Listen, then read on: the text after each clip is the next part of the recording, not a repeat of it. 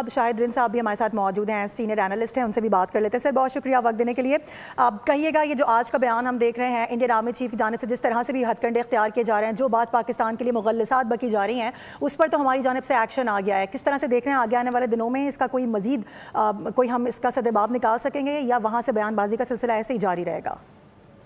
देखें, बयानबाजियों से कोई फर्क नहीं पड़ता। बयानात दे के अगर उनका दिल खुश होता है तो डेली एक बयान जारी करें, लेकिन बयानबाजियों से बढ़कर अगर उन्होंने किसी भी फ्रंट पे, चाहे वो मशरकी फ्रंट हो या मगरबी फ्रंट हो, चाहे हिंदुस्तान की फौज हो या उनकी प्रॉक्सीज हो जो खैबर पख्तूनख्वा और बलूचिस्तान में दहशतगर्दी में मुलविस हैं, वो फितना खवारिज की सूरत में हो, फितना हिंदुस्तान की सूरत में हो या इंडियन एयरफोर्स की सूरत में हो, जब भी उन्होंने कोई एडवेंचर किया तो पाकिस्तान की जानिब से उन्हें पहले भी जवाब दिया गया है, अब भी जवाब दिया जा रहा है। और खासकर जो हिंदुस्तान की प्रॉक्सीज, चाहे फितनतुल हिंदुस्तान की सूरत में हो या फितनतुल खवारिज की सूरत में हो, जब वो दहशतगर्दी की किसी भी कार्रवाई के लिए कोशिशें करते हैं तो सूबाई हुकूमत जो बलूचिस्तान की इस वक्त है वो पहली मरतबा प्रोविंशियल एक्शन प्लान के तर्ज पर काम कर रही है और उसका एक जो जिसे कहते हैं एक बेहतरीन वर्किंग रिलेशनशिप सिक्योरिटी फोर्सेस के साथ, पाकिस्तान की आर्म फोर्सेस के साथ, फ्रंटियर कोर बलूचिस्तान के साथ और पाकिस्तान आर्मी के साथ मौजूद है।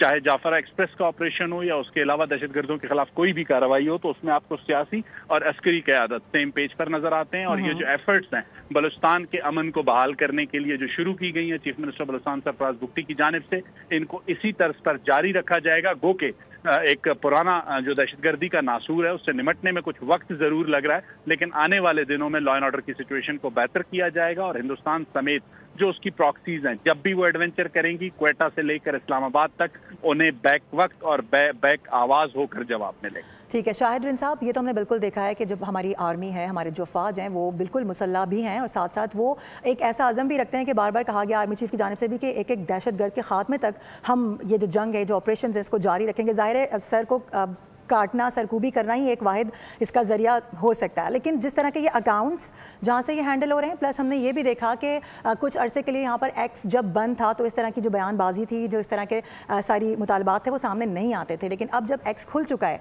तो उस पर बाकायदा तौर पर रसाई है। ज़ाहिर है पाकिस्तान में हर जगह पर वो देखा जाता है, सुना जाता है, उसको यूज़ किया जाता है। क्या समझते हैं मज़ीद इस तरह के कैसे इक़दाम लेने चाहिए कि इस पर थोड़ा सा तो हम कंट्रोल कर सकें? देखें, सबसे अहम चीज जो दहशतगर्दी के नासूर से निमटने के लिए जो नेशनल एक्शन प्लान का भी हिस्सा है, प्रोविंशियल एक्शन प्लान का भी हिस्सा है, कानून नाफिज करने वाले जो इदारे हैं, चाहे वो आर्म्ड फोर्सेस आर्मी की सूरत में हो, फ्रंटियर कोर की सूरत में हो, लेवीज पुलिस की सूरत में हो, रेंजर्स की सूरत में हो, उन्होंने वॉरफेयर में मुकाबला करना है, लेकिन लॉफेयर में पॉलिटिकल क़यादत, सिविल सोसाइटी और अवाम ने लीड लेनी है। तो जो आपने मेंशन किया कि जो एक्स पर जो भी प्रोपेगेंडा मुहिम हिंदुस्तान की जानिब से या उसकी प्रॉक्सीज की जानिब से शुरू की जाती है, इसको काउंटर करने की जिम्मेदारी हमारी सियासी क़यादत की है, हमारी अवाम की है।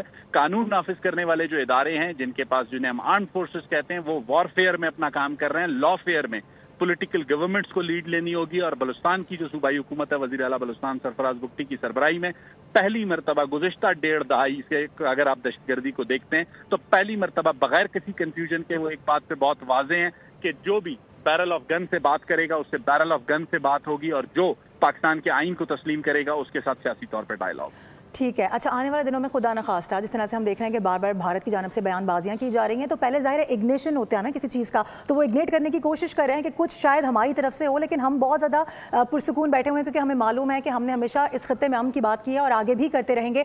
आपको लगता है कि आगे आने वाले दिनों में या माजी करीब में कोई खुदा न खास्ता इस तरह की शरारत दोबारा पड़ोसी मुल्क से की जा सकती है? क्योंकि हम देख रहे हैं कि बार बार कभी इस्लामाबाद को निशाना बनाया जा रहा है, कभी पेशावर को, कभी KP के दीगर इलाकों को।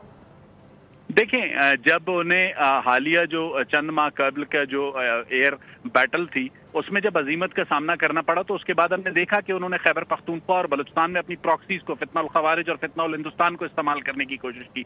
लेकिन इस वक्त जब मैं आपसे बात कर रहा हूँ, जब बहुत से जो दहशतगर्दों के ठिकाने अफगानिस्तान में मौजूद हैं, जब उन पे कार्रवाइयाँ हुई हैं तो उसके बाद हमें नजर आ रहा है कि जो वो स्केल था दहशतगर्दी का उसमें कमी आई है। और लाजमी सी बात है, टिट फॉर टैट वाली सिचुएशन है। जब तक कि हमने बहुत सब्र तहम्मुल का मुजाहिरा किया, उसका फायदा उठाया गया उस नेक्सस की जानिब से जो कंधार से काबुल और काबुल से न्यू दिल्ली तक मौजूद है, उस नेक्सस को जब आपने रिस्पॉन्ड करना शुरू किया है तो अब लाजमी सी बात है उस फ्रंट पे भी नाकामी के बाद अब तीसरा जो फ्रंट है वो सोशल मीडिया पे बयानात तक आ गए हैं। तो सोशल मीडिया पे बयानात को काउंटर करना पॉलिटिकल गवर्नमेंट्स की, आवाम की, सिविल सोसाइटी की हमारी जिम्मेदारी है। उसके साथ साथ जो हमारे कानून नाफिज करने वाले इदारे हैं वो वॉरफेयर में अपना काम कर रहे हैं, लॉफेयर में हमें अपनी जिम्मेदारी अदा करनी है। राइट। अच्छा, अफगानिस्तान के हवाले से थोड़ी सी डिस्कशन अगर हम कर लें, हमने बार बार कोशिश की कि अफगानिस्तान से किसी तरह से बात हो सके, ताकि जो पहले तो जाहिर है हमारा एक दुश्मन था, अब खुलकर दो दुश्मन सामने आ चुके हैं जो पाकिस्तान पर गंदी और मैली नज़र डाले हुए हैं। न सिर्फ मैली नज़र डाले हुए हैं बल्कि इस तरह के हथकंडे भी इख्तियार कर रहे हैं, लोगों की जानें जा रही हैं, लोग अपने जान और माल से महफूज नहीं हैं क्योंकि उनकी प्रॉक्सीज यहाँ पर पेनिट्रेट कर चुकी हैं। तो इसके लिए मजीद आगे आप क्या समझते हैं और किस तरह के इकदाम उठाने की ज़रूरत है? क्या दोबारा से डायलॉग की तरफ जाना चाहिए? देखिए, एक चीज बहुत वाजे करने की जरूरत है। अफगान जो सरजमीन है वो 14 अगस्त 1947 से लेके आज तक आपके खिलाफ ही इस्तेमाल हुई है।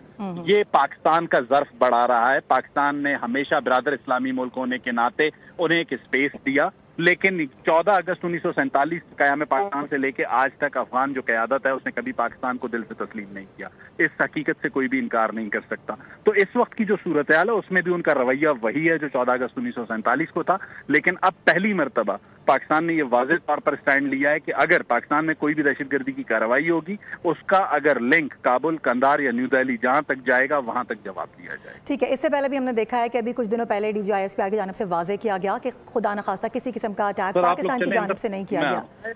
जी, मैं इधर ही खड़ा हूं, आप लोग जाएं। सर मुझे सुन रहे हैं? जी, मुझे सुन रहे हैं आप?